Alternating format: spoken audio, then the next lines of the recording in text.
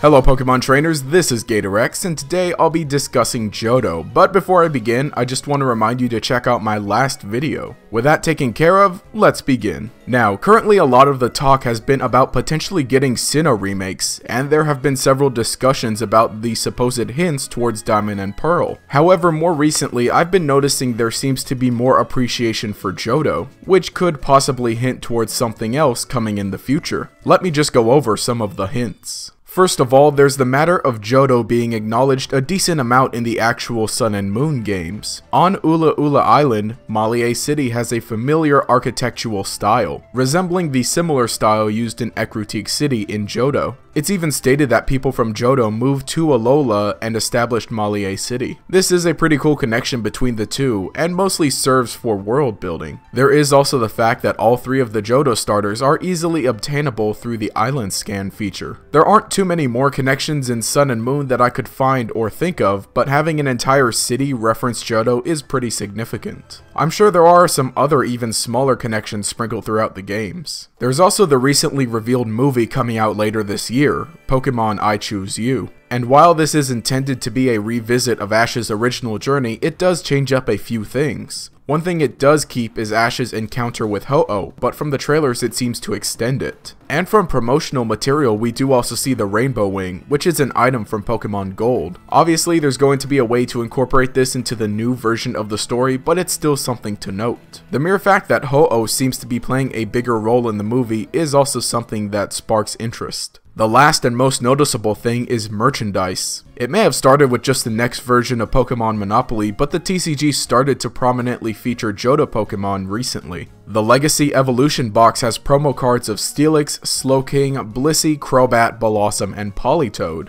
Ho-Oh and Lugia were also given their own legendary battle decks. The same treatment was given to Articuno, Zapdos, and Moltres last year, which coincided with the 20th anniversary as well as Pokemon Go. But seeing as Ho-Oh and Lugia are getting these battle decks now and they're not mascots in Pokemon Go, nor is their game getting a 20th anniversary celebration this year, it does raise the question as to why these are the next Pokemon getting legendary battle decks. Lastly is the upcoming Burning Shadows TCG expansion, which features Ho-Oh alongside Necrozma and Marshadow. This could be something else to coincide with the movie, but still the movie seems to be giving quite a bit of attention to Ho-Oh despite it originally having a relatively small role. Personally, I believe all of this additional Johto recognition could be a hint towards Virtual Console releases for Gold and Silver, since we got Red and Blue last year. Really, it would make more sense for them to come out at a later time, since Red and Blue Virtual Console were released for the 20th anniversary. So wouldn't it then make sense for Gold and Silver to be released next year for their 20th anniversary? Probably.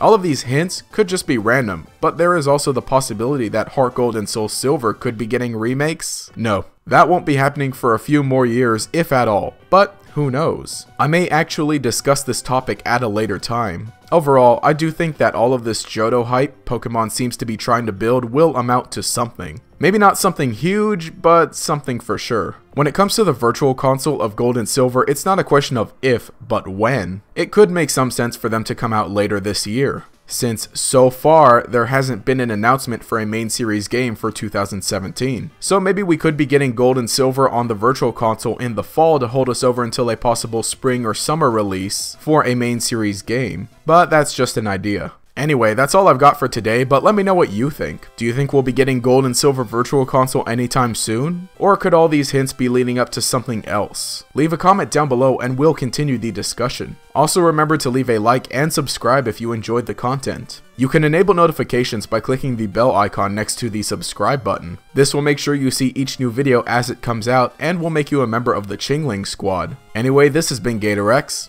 Have a nice day.